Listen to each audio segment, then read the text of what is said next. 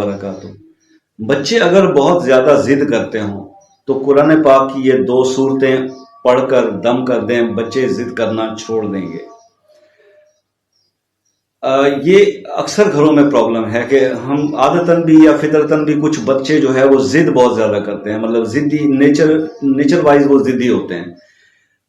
माँ बाप पे चले जाते हैं, बाप अगर ज़िद्दी है तो बेटा भी शायद ज़िद करता हो, बहुत ज़्यादा अड़ जाता हो किसी चीज़ पे तो फिर उससे पीछे नहीं हटते। ये बचपन से ये आदतें डेवलप होती हैं और बड़े होने के बाद ये पुख्ता हो जाती है।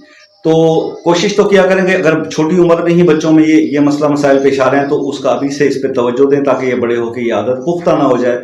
तो ऐसे मेरे बहन भाई जो अपने इस मसले को लेकर परेशान हैं कि जो बच्चा है वो बहुत ज़्यादा ज़िद करता है और ज़िद्दी है, तो ऐसी सूरत में आपको घबराने की या परेशान होने की या किसी के पास जाने की कोई इतनी ज़रूरत नहीं है। ये कुरान पाक से आप खुद इस बच्चे का बेहतरीन जो है वो इलाज कर सकते हैं। वो बच्चा